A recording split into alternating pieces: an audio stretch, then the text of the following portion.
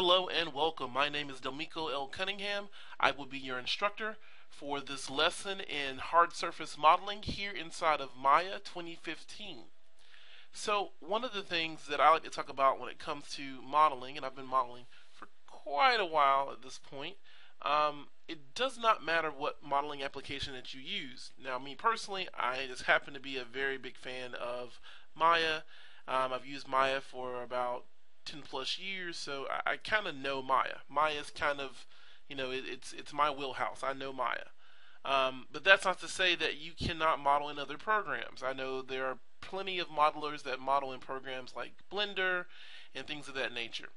What this series is here for, and what all the series here on on the Phoenix Academy are here for, are not to sell you on a specific modeling software package.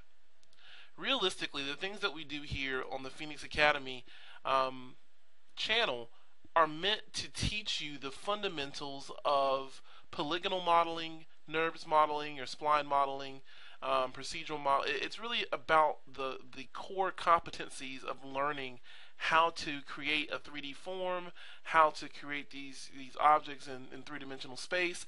That's what these these videos are really meant for. Um, we do start this series out as if you were a novice, so you're not going to miss anything by starting this series with me here as we work through this hard surface modeling tutorial. So you are welcome to jump in and get into some of the tool sets and kind of methodologies of really strong modeling techniques. And that's really what it comes down to, is strong modeling techniques. So for this particular project, what we'll be building is the Gillet. This is supercar. It's pretty. It's a Gillet is the manufacturer, and it's the Vertigo car they make. I believe they only make one car. So, but we're going to be doing this car here, and I'll be putting up these source images somewhere where you can download these. If you want to do a different car, that's completely fine.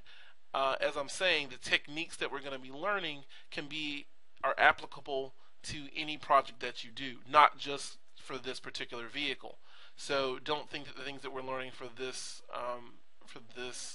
tutorial set are only going to work for this vehicle. We're really just learning some tried and true methods of modeling. So definitely keep that in mind as well. Well, what we're going to do here in this first video is I'm going to show you how to be able to set up these images in your viewports inside of Maya. So first thing I'm going to do is here inside of my viewport menu. So when you first open up Maya, Maya is going to present you with just a perspective view. So you'll get the perspective viewport that you're used to. I'm going to hit spacebar and bring up my quad view so I can see there's my top view, front, and side. So what I want to do is I want to actually insert my images into the corresponding viewport. So for my top view, I'm going to come in here and I want to put my image here in my top view. And let me change something just really quick with some of my preferences. Now I use a particular tool that a lot of people do not use. It is a 3D mouse. I use a 3D mouse from a company called Connexion. So with Connexion's mouse, I get 6 degrees of motion here inside of Max, which is actually really invaluable. And I really like the tool because I can more interactively work with Maya and work with my three-dimensional objects. So let me just change something in here just a second. And see if we can get to it. I'm looking through here.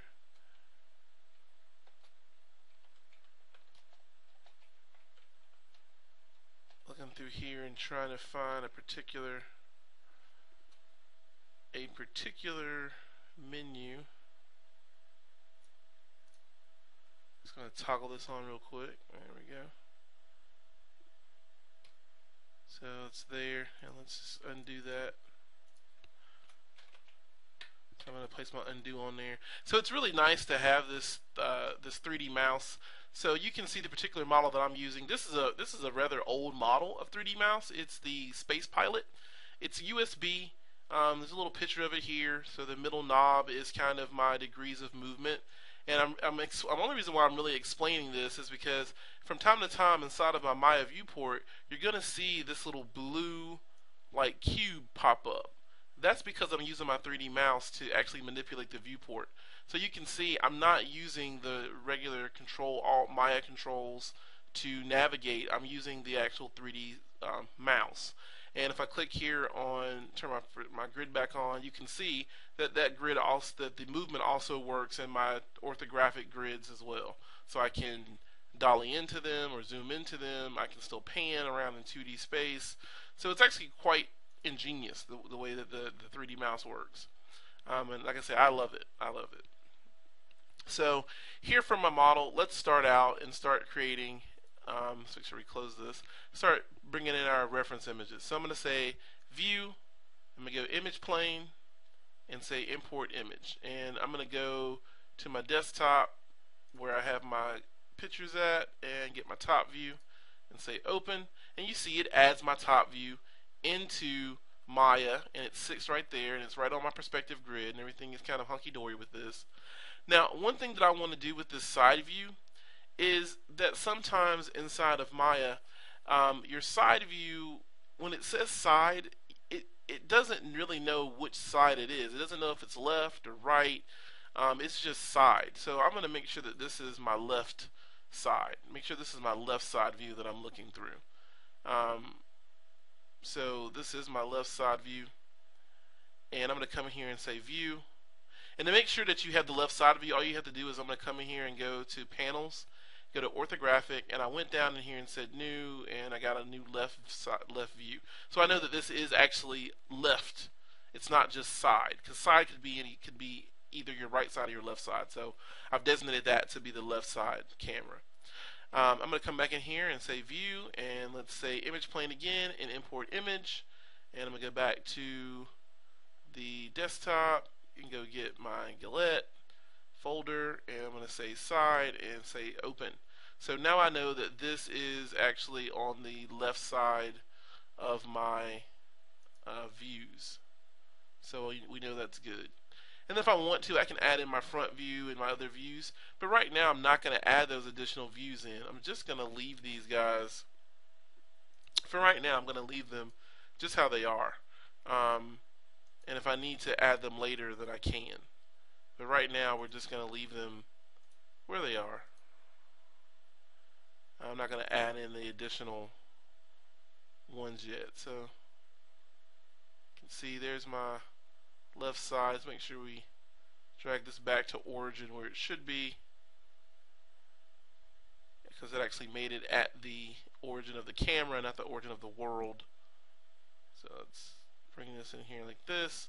And then this guy right here is turned very odd way, because this Z should be the kind of front view that we're looking at. And so you can see, even by putting this on the top, it didn't really add it in the way that we wanted it to. So I'm going to take this and I'm going to rotate this 90 degrees on Y, because I said Y because if you look at the Y axis is going straight up, so I'm rotating around Y. And let's make sure we do negative 90. Come on. We can do negative 90, or we could do 180. Doesn't particularly matter. But there we go. So I've got my viewport now set up, and I've got my views in here. Make my guy a little bit bigger. I'm going to drag this so that I can kind of line this up. I'm looking at the side view and the back view of this and kind of lining this up. And I'm going to try to line this up with that. So, and the thing to remember is that these images are not going to be exact. So don't think that they will be completely exact. They're just not. They're not going to be completely exact. So pull this out like this. Now, if I want to turn down the opacity of these image planes that I'm going to be modeling from, I can come in here. I'm just going to left mouse click and drag over both of these And I'm going to come in here and I'm going to say alpha gain. I'm going to turn this down to like 0.5, and that makes them semi-transparent so I can kind of see through them, which is useful when I'm modeling. So what I'm going to do is I'm going to actually make a new layer. So down here in my layer panel, so underneath display layers, I'm going to come to this last icon here. I still have these two image planes selected. I'm going to click on this last icon in my layers panel, and what it's going to do is it's going to add those image planes to this visibility layer. So I'm going to change the name of this, double click on this layer and change the name of it to ref for reference, and I'm going to save it.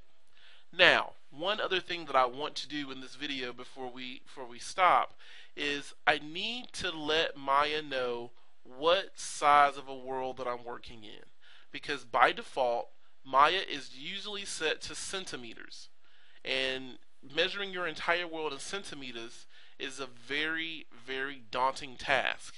So I want to turn this into something that makes a little bit more sense for me to measure a real world object. So I can either use meters or I can use feet.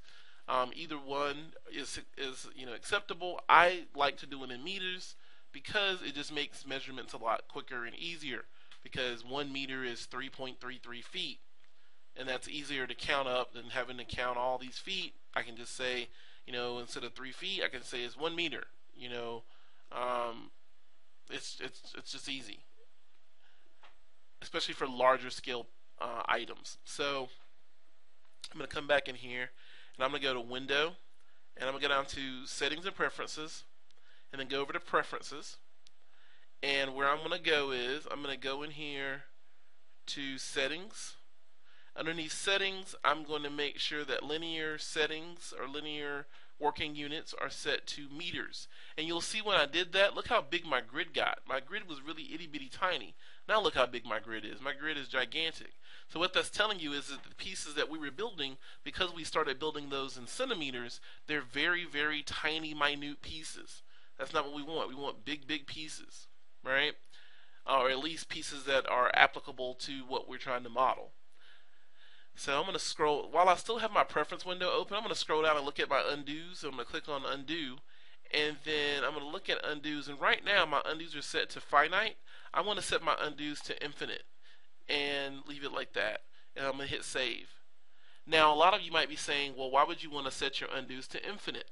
Well, if I want to infinitely go back, I can. I have that option. But you do need to know that turning on infinite undos does increase your file size, because those undos have to be stored somewhere for later use when you undo or whatever you're going to do. So just keep that in mind as well. Anyway, in this video we have looked at how to import images into the Maya viewport. We've also looked at how to change our generic units into, or change our default units into something that's a little bit more usable for real world applications. And in the next video we're going to get started with talking about the concept of how to lay out polygons for this item, or whether to use NURBS, or if we're going to use a combination of the 2 or a combination of the 3. Anyway, I will see you in the next video right here on Phoenix Inceptions Academy.